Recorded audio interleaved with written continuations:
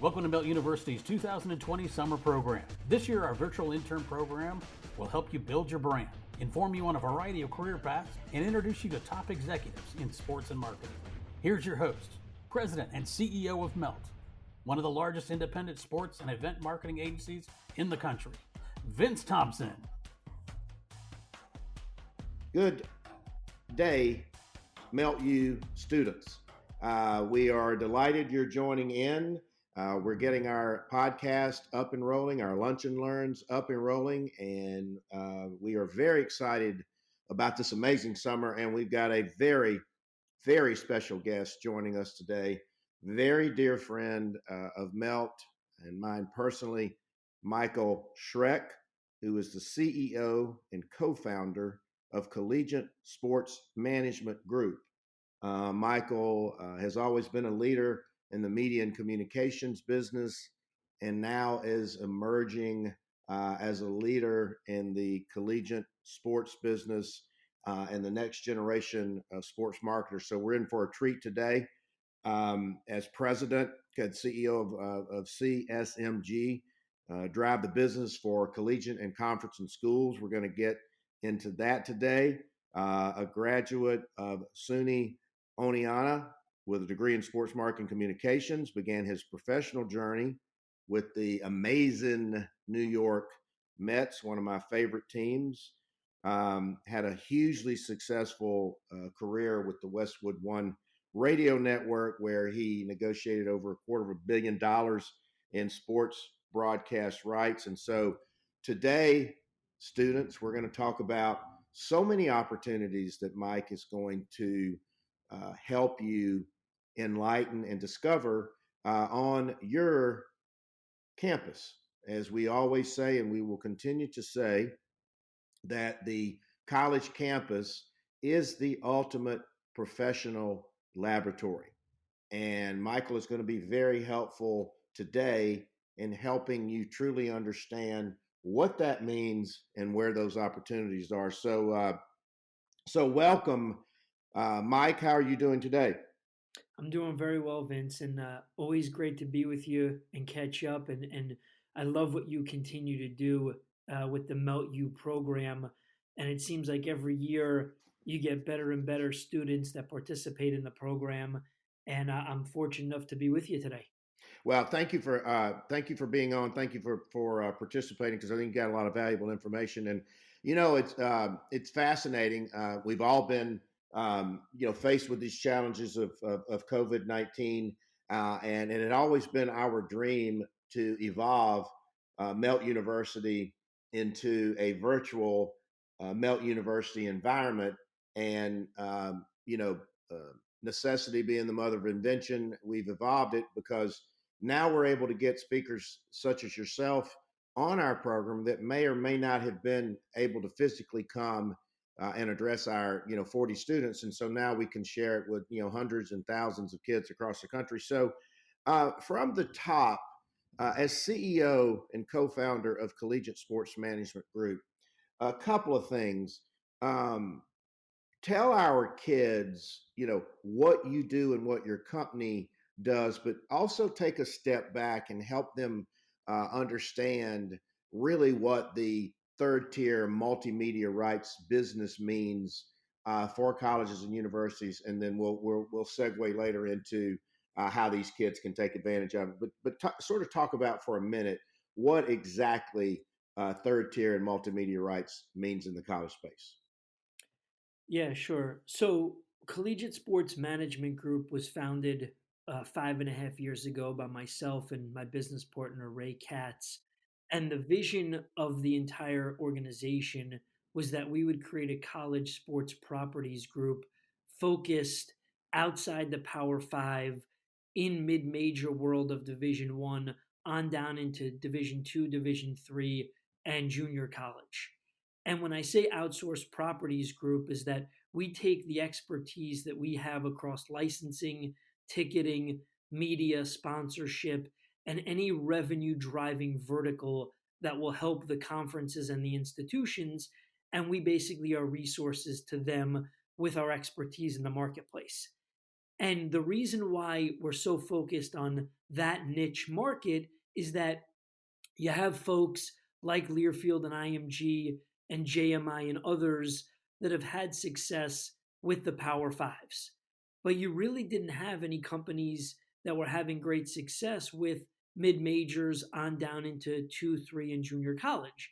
And so our focus on the business was with media, sponsorship, ticketing, and licensing all kind of coming together, the world we live in changing from linear broadcast to everything being streamed or on mobile devices, and sponsorship world really becoming more imperative as it related to data and analytics.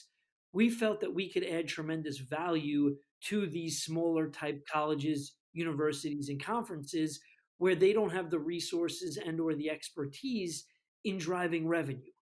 And so we set out to focus on that. And now we've built the company up to where we represent almost 30 college conferences and just north of 1,000 schools across that ecosystem.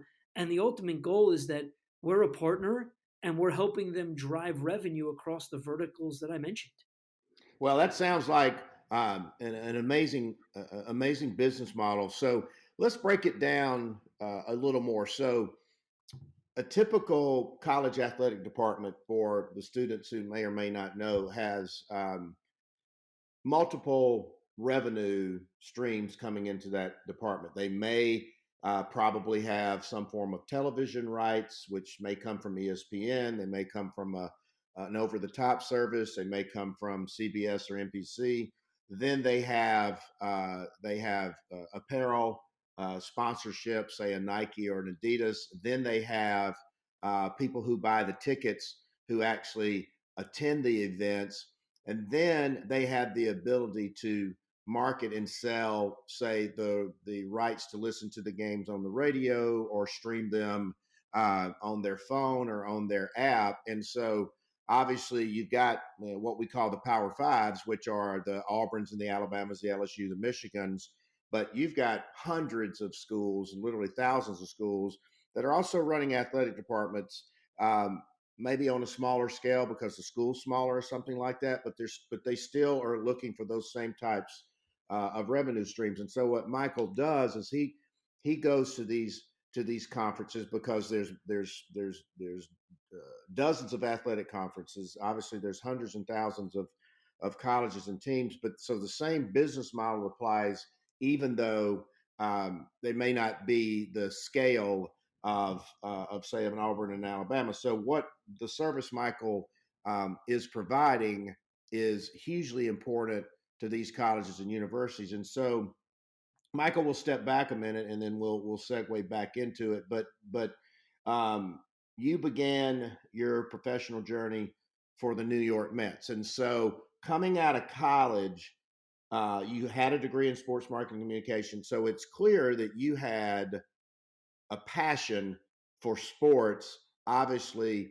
early on in life, like myself. And so you channeled that passion in college, and then you parlayed it into your first professional journey, which was sales for the New York Mets. So talk about that for a couple minutes. Was that sort of your dream job that, hey, I'm a New York kid, I love the Mets, I want to pursue my degree, and then I want to try to go to work for the organization? Was that sort of what drove that? Yeah, Vince. So when I was a junior in college, just thinking about what's gonna kind of come next, and obviously always been an athlete.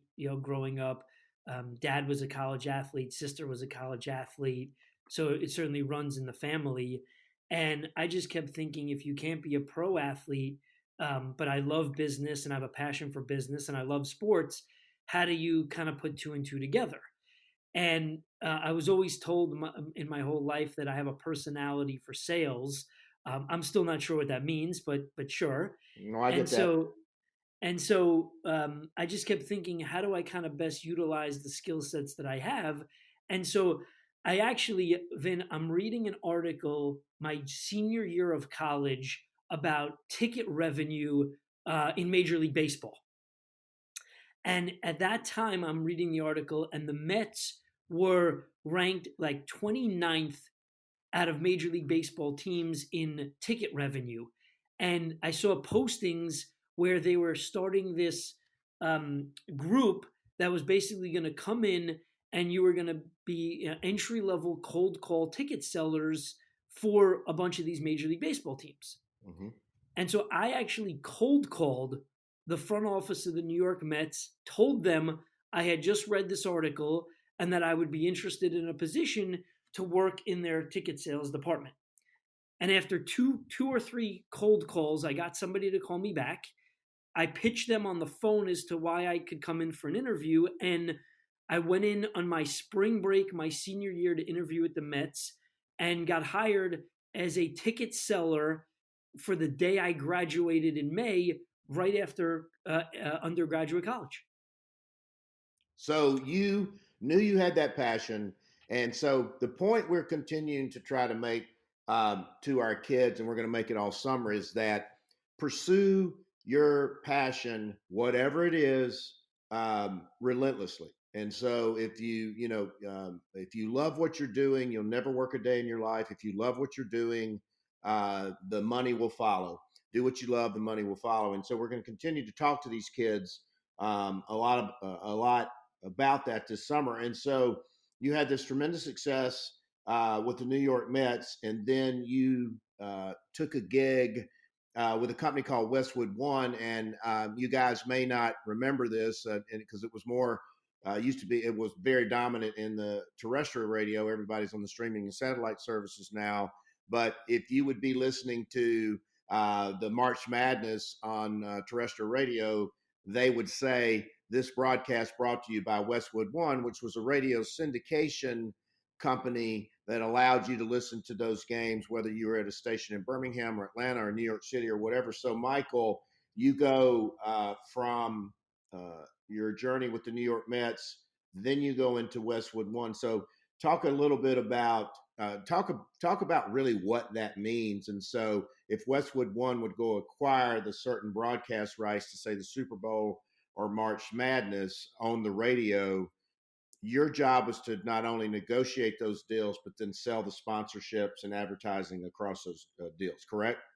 Yeah, that's correct, Vin. And I'm going to take a step back and then quickly go on to Westwood One, but I think it's relevant for here. Okay. Is that when I was hired with the New York Mets, and they called me and they said, "Hey, congratulations, we want to bring you on, but we're only going to pay you $6.50 an hour, Mm-hmm. and you're going to go and sell Mets tickets. What do you think?"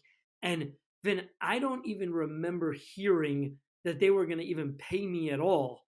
I was just so damn excited to get a job and be in the sports industry and put that little New York Mets logo on my business card that at that age of 21, 22 years old, I didn't even care if they were going to pay me.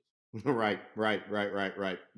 And that's and Michael, that's another point we'll continue to make to our kids this summer, is that we all live now in a world of instant gratification, but in our industry, sometimes you got to do what you got to do to get that foot in the door. Sometimes you got to take something that you might not normally take. Sometimes it may not be the best job offer in the world, but if you can afford to take it, you cannot afford not to take it. So to get in, because to your point, I worked for a limited amount of money my way through Auburn in sports information, and so, but it got me in there. It got me going, and so to your point, and we're going to talk about that in just a little bit. And you made a great point: is that it never was about the money getting involved with the Mets. It was about the opportunity, which would then translate to you being able to make a great living over time. And so, talk about Westwood One.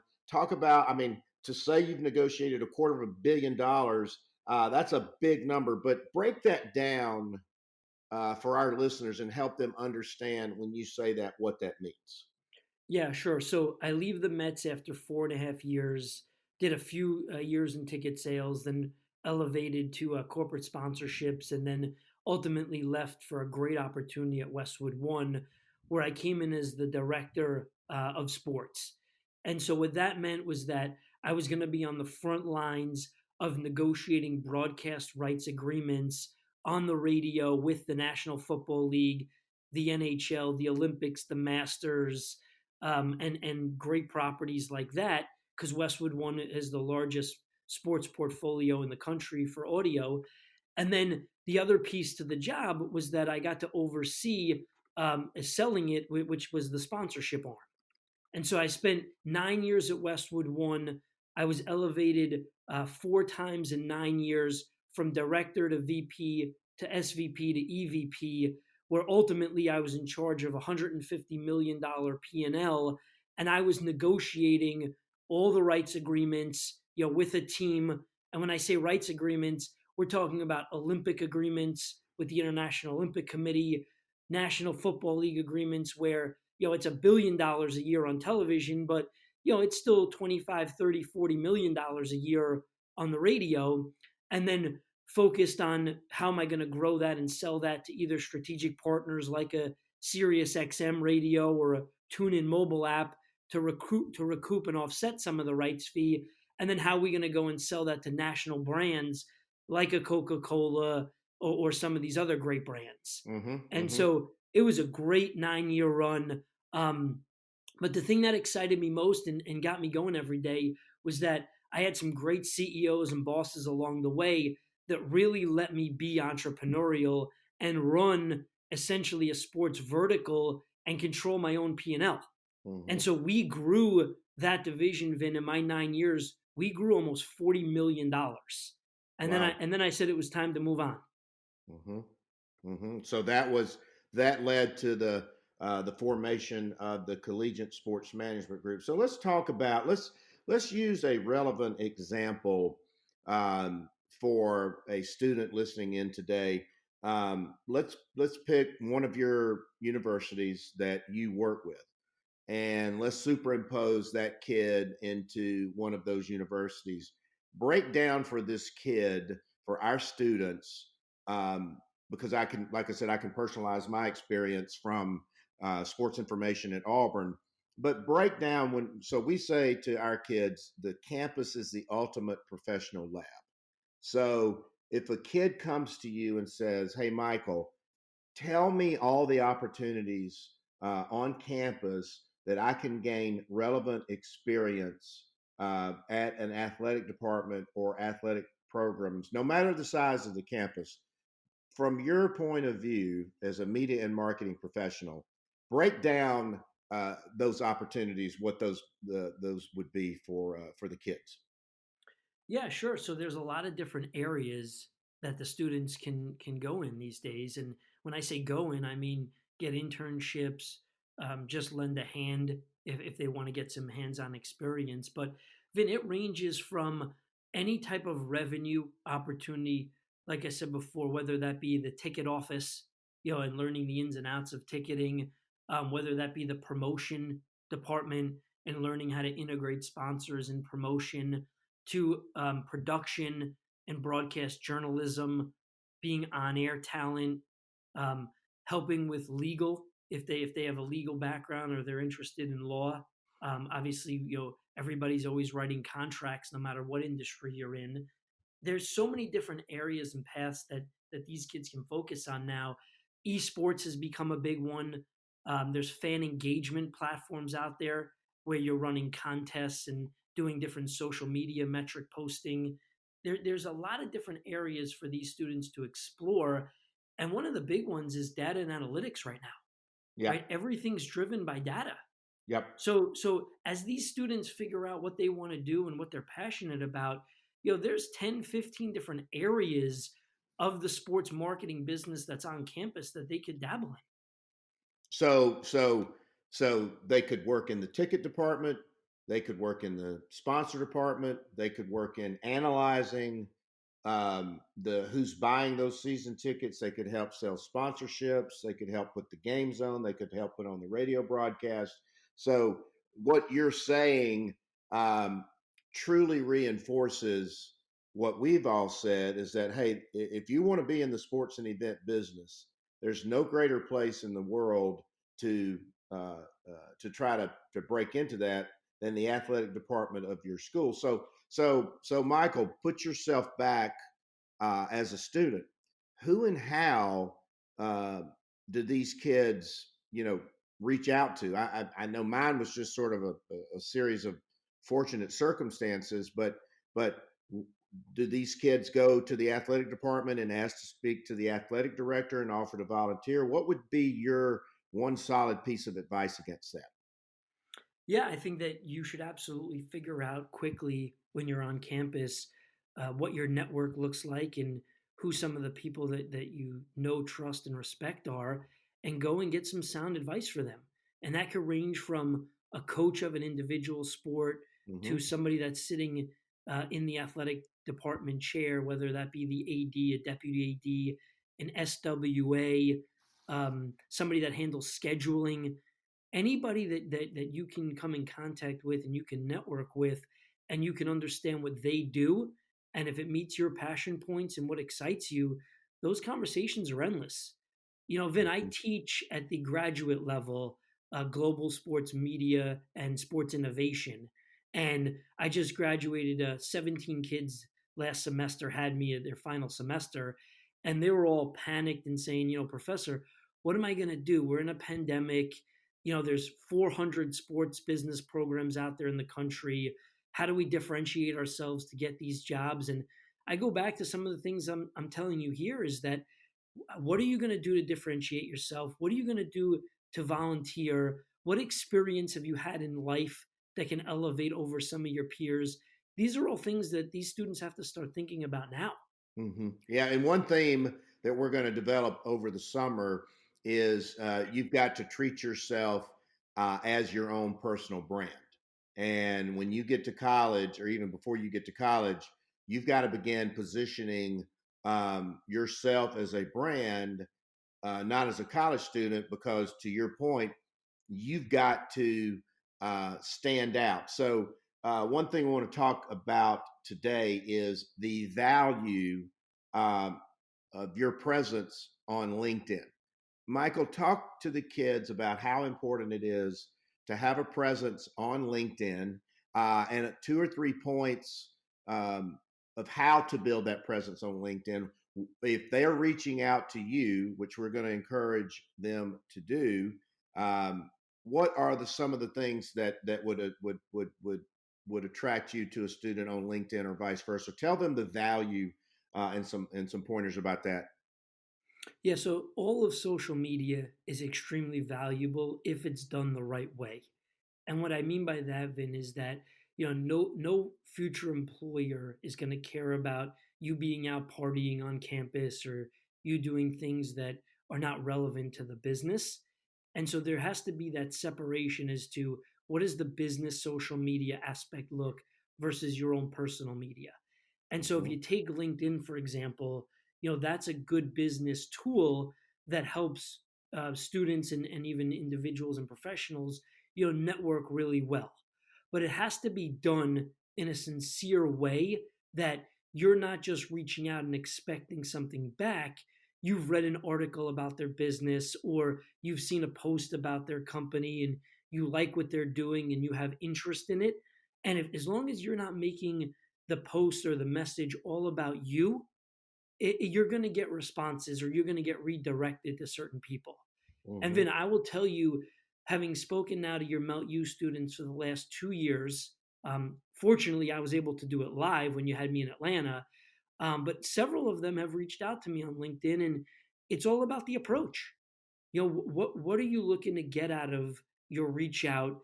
What questions are you going to ask? And ultimately, what are you going to do to prompt a response, from somebody like me or somebody like you who, has 1,000 things going on any given day? Hmm.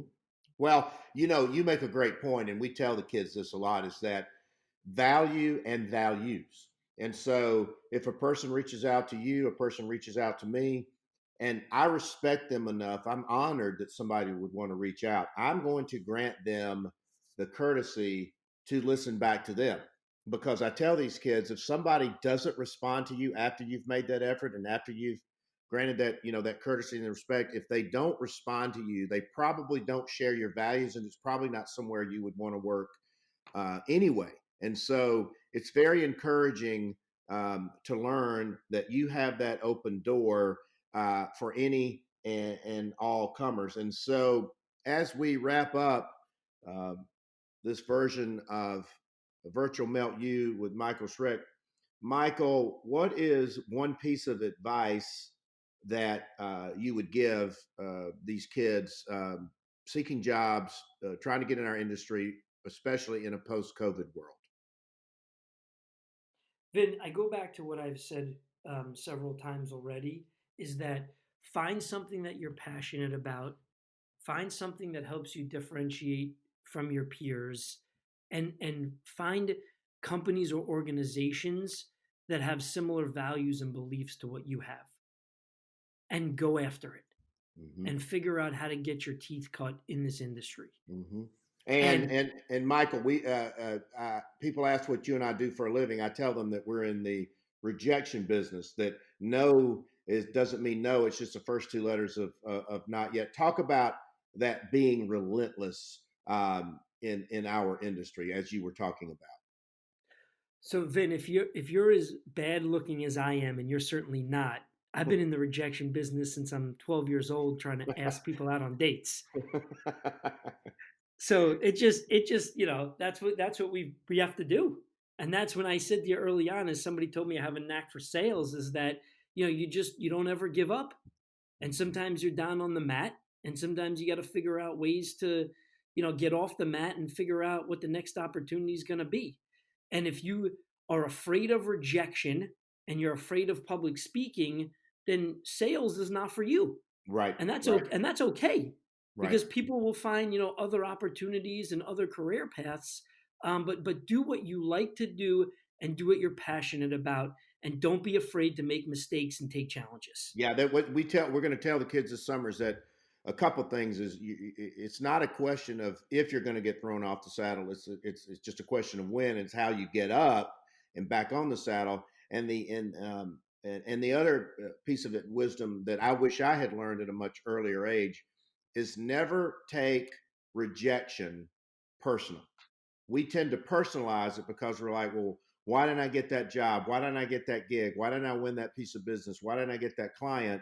And you just never know what goes into these decisions. So as we wrap up, talk about that. Talk about a little bit about that, because again, if you're going to be in the rejection business, which we all are in, you can never take anything like this personal, can you? Yeah, it's all about thick skin, Vin. And if you let somebody reject you and ruin your day, it's just not going to work for you, because you're just going to be miserable. Mm-hmm. And so you're going to constantly get rejection. You're going to get critiques as to why you didn't get this versus somebody else, or why you can't do business with X client because, for X reason. And so it's just all about, how do you bounce back from that, and how do you continue to press on? And Mm-hmm. that's the mentality and the mindset you have to have, whether it's an internship, it's job interviews, entry level jobs. Vin, I deal with it every day as the CEO of a company, right? Mm-hmm. How do you manage certain things that just all of a sudden don't bounce the right way? Mm-hmm. It's just part of life. Mm-hmm. And so as you figure that out, it's not just in business that you get rejected, it's life, right? Right. And life throws a bunch of curveballs. Right, right, and that's what we continue to talk to our kids about, is that life is not linear, and I say it's not a straight line. It's the Great American Scream Machine roller coaster, but we are in a dynamic industry. It's an industry that's evolving. We'll come back and visit another day on how kids can help student athletes monetize their image. We know collegiate esports is emerging on campus, which is going to be another great opportunity that Michael's at the forefront of. But Michael Schreck, CEO and co-founder of Collegiate Sports Management Group, this has been a tremendous session. We really appreciate your time and contributions in the collegiate sports space, and particularly to the students of Melt University. So, Michael Schreck, thank you so much for joining us today on this episode of Virtual Melt University.